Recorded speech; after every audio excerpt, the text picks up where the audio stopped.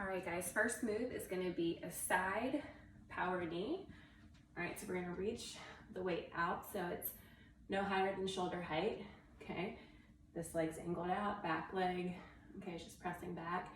And all you're gonna do is drive the knee in, and then you're just giving a little twist in your core here, okay, as you pull that weight in towards the knee. And like I said, when you extend those arms out, don't go above shoulder height. But this is a good balance challenge and core challenge, of course. If you need to modify, you can shorten the range of motion if you don't want that little arm extension. All right, move 2 is a windmill. So you're gonna take your weight or water bottle and you're gonna raise it right above your shoulder. Okay, we wanna keep it right above the shoulder. You're gonna straddle the legs and actually sort of angle them out to one side. And just take that other hand and you're just gonna use it to trace along your leg and then come back up. So you're gonna go down as far as you're able to, but notice that the weight is staying right above my shoulder the whole time, okay? If you need to modify this, then you can shorten the range of motion. In other words, don't go all the way to the ankle, maybe just go to the knee, but you should really be feeling the work when you come up out of that, okay, as you kind of pull yourself out. All right, third move, you're gonna come down to the ground. I'm gonna get a little bit of a heavier weight for this one, but whatever you have will work. This is a plank with a weight slide. So basically, I'm just gonna stack that weight or just lay it down right below one of my wrists, come to a high plank. Okay, so heels pressing back, hands below shoulders, and all I'm gonna do is reach for that weight and pull it over.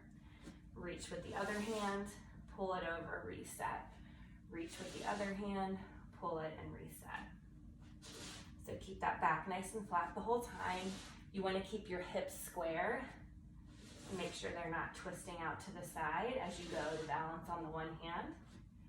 If you need to modify this, just drop down to your knees.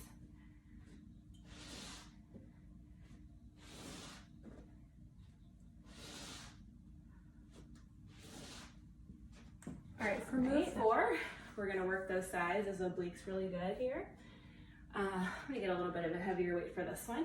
So we're just gonna do a standing oblique crunch. Okay, the weight placement and the movement's a little bit different than that windmill we already did. So you're just gonna put one hand up, just right behind the ears, okay? Legs a little bit further than shoulder width apart. And again, I'm just gonna take that weight and slide it down along the outside of my leg and then use my core to pull back up. So now we have the weight in a different position, but we're still kind of tracing that hand, kind of scraping that weight along the outside of the leg. Nice and slow down, and then you really want to use that core to kind of pull yourself up and squeeze. Again, you can just shorten the range of motion. I probably wouldn't go too far past your knee on this one, but if you need to keep it a little bit higher here, then that's fine. All right, you guys, the last move is sort of similar to our first one with that side power knee, but we're gonna go from a different angle this time. So again, you're gonna have a balanced leg on this one. You can reach the other leg back. You're gonna start with those arms forward, not above shoulder height, so right at shoulder height, and you're just gonna crunch in and extend out. Crunch in, extend out, okay? Nice and controlled. Make sure you have a soft bend in that leg that's balancing. And if you want more of a challenge on this, you can elevate that leg that's moving, whoa, and don't touch it down, okay?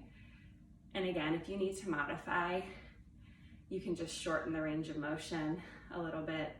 You could even take the arms out of it and just hold it right here if you need to modify it a little bit. But really focus on squeezing that core as you crunch that knee in.